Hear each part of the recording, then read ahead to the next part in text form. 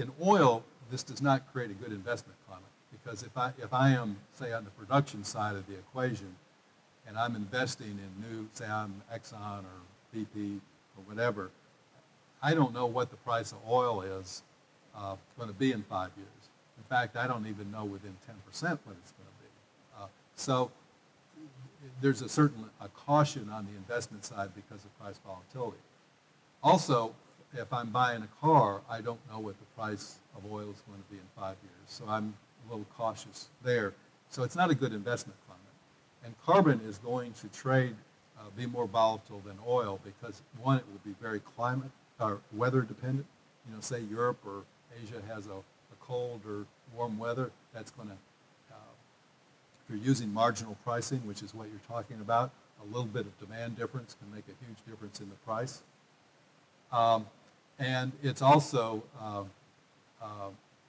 there are just so many different things that can affect it other than weather, like an economic downturn or upturn. If the economy is going great guns, the price. Now there's a certain counter-cyclical factor of this I like, because the price gets lower in an economic downturn and higher during the bubble. So, you know, from that standpoint, it's kind of logical. But as opposed to, say, a tax that was ratcheted up 10% every year, whereas I, as an investor, could say, okay, here's what the extra price on energy that's going to be tacked on. I can predict better what that future price is going to be. I can start to make more rational investments, because there are periods, as much as I love alternative energy and energy investment, there are times when I see overinvestment because the price of oil is $147. And there are times when you see underinvestment when the price of oil is $40 a barrel. The other thing about this, and I am a lonely voice on this issue. I never get any standing ovations for talking about it, but I will be honest with you. I think that the business community and the political community have sort of a deal here that's not working. And the deal is that we're going to tell people that this can be done by subsidies because people don't like taxes. So in the United States, if you buy ethanol, there's a heavy, heavy tax break. If you start an ethanol company, you get a heavy tax break. You get tax breaks for renewables and all sorts of things. And I have argued with the nuclear industry, with the renewable industry, you would be much better off to get a price on carbon and forget about all these other subsidies. The reason is those other subsidies are going to go away. The way the Congress works, they have they have to balance the budget. So they give a subsidy, which is great if that fuel isn't used very much. You know, they've made the industry feel good. It didn't cost that much in the budget. But once people actually start adopting this technology, then they will, it'll be too expensive and it will end. So Warren Buffett's not investing in things based on tax breaks, because tax breaks can go away. And people say, well, if you just get us started, then you can end the tax break and we'll be successful. And so my question to them is, well, name me some industries that have done that got a tax subsidy, and then after 5 years or so, 10 years, said, okay, we're successful now, we don't need the subsidy anymore. I only can find one, coal bed methane. You know, in the United States, before the tax subsidy, we were not harvesting the methane from coal beds. There was a tax subsidy there. It was the thing that was economic to do anyway, and it was able to survive without tax incentives. We are very gradually phasing out incentives for ethanol, but over very long periods of time and very gradually. So, but I find so many people in the nuclear industry and in the renewables energy say, well, we're not going to really talk about climate change because that gets people mad. I mean, this is in the United States. I doubt it's prevalent elsewhere. And we don't want to call for taxes because that's not popular. But if you're not dealing with external costs, you know, most conservative economists, as opposed to most conservative politicians, believe you have to deal with external costs, and you do that generally through tax policy. And so what I have proposed is an alternative to cap and trade, although I would be glad to accept cap and trade if it can pass, because doing nothing is worse. But what I proposed is a very steady, regular tax increase that is then collected in a fund and rebated to people on a per capita basis. And the reason you have to do that is this tax, we don't know how elastic demand will be to price. Nobody knows that. So this tax might actually have to get pretty high. So it's going to have to be something that people would accept and live with, and that's the only way I can think of to do it. Now, how do we do all of this? I end up talking to investors all the time, and it seems that always their first question is, do I have something that's neat and does it work? The second question is, can I get some tax subsidies for it? But the real question that should precede everything else is there a market for it?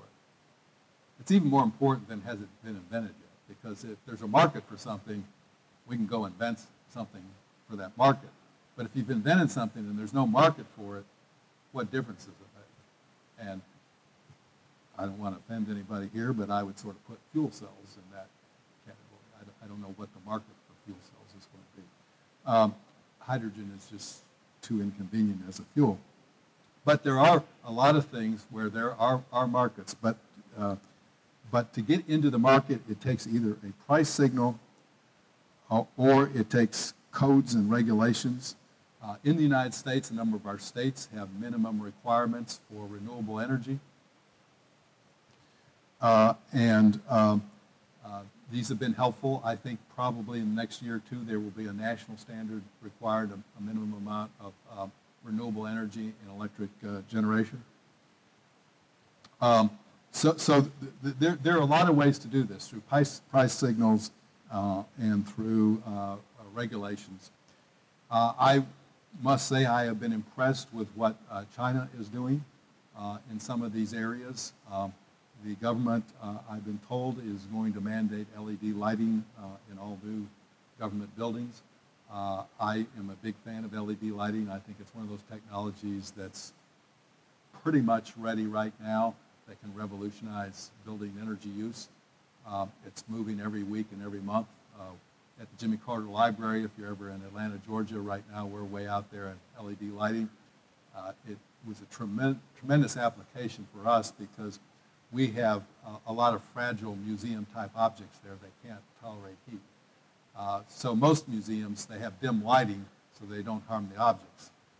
And what we did is we have this bright LED lighting that doesn't harm the objects. It's wonderful quality light, very low energy use.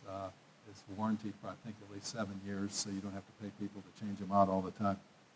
Very high initial cost, but that's coming down rapidly. But these are the things we want to, that we have to have a market for, and we have to deal with the market. So I guess what I'm saying here is that you have to, if you are an investor in a technology, I think you have to get involved in public policy at this stage, if you are trying to compete against fossil fuels, because fossil fuels have a lot of advantage. They've been cooking down in the subsurface for a long time. They have a lot of embedded energy. They tend to be pretty dense fuels. The least dense of them, natural gas, is very efficient, very clean.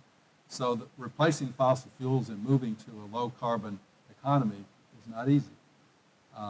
And this is hard to explain. Just carbon dioxide is not visible when you look out the window. There are time lags to it because the oceans are absorbing of it, a lot of it initially. That will cease to be the case as we move on. So that is a challenge. I think we have to take a long-range view. Jimmy Carter in 1979 dedicated some solar panels on the roof of the White House. And he set as a goal for the United States that it get 20% of its total energy from renewables by the year 2000. And that was a realistic goal, and he actually had set in place spending levels and research levels that had a shot to move in that direction, but those programs were dismantled. A year or so ago, the European Union adopted a policy of 20% renewables by the year 2020. seems like deja vu all over again. But there was no improvement in the U.S. share of renewables until the last couple of years, but it is now changing because of biofuels, and wind energy is being mandated by a number of our states. So, so it is, the ball is starting to move. But what's needed is a very steady application here, and keep your eyes on Lindsey Graham. Lindsey Graham will, I think, not affect not only the United States and but the world. I think we are going to make some progress. You know, I think China and the United States, to some extent, are friendly rivals. And the biggest increase in research and development in the United States came after the Russians sent a man to the moon. No, the Russians didn't send a man to the moon. They sent a man into space. So we decided we were going to send a man to the moon. And you saw this very rapid increase in science and technology spurred by that. And we were probably not at the time friendly rivals. We are now. But I think if China could do something like with the equivalent of send a man to space with some energy technology, I think that would get the U.S. going. But I do think there will be friendly competition on things like developing of solar technology, algae technology. I haven't mentioned algae yet, have I? Algae is one of those super technologies where you can grow 13 times as much algae on an acre as you can soybeans. And soybeans right now for us are the main way of getting biodiesel. And diesels, I'm a big fan of diesels, but it's hard to get biofuels for them. Algae grows very fast, and you can make jet fuel out of it. You can make diesel fuel out of it and gasoline out of it. As a result of this, the U.S. Defense Department is spending a lot of money on algae. And algae will eventually be produced, I believe, in piping systems where you can go up like 12, 13 levels. So you can maybe produce 150 times as much as you could of soybeans. Maybe you can, on your roof in Hong Kong, you can grow some algae. That's another thing that's out there. So things are happening. So although I am somewhat glum about being able to construct this massive, very complex, it's like creating a new monetary system for the world through these international negotiations, I do think the pressure needs to be on countries to do as much as they can individually. So that's my opening remarks, and at whatever point it's appropriate, I'd be happy to answer questions or dialogue or whatever.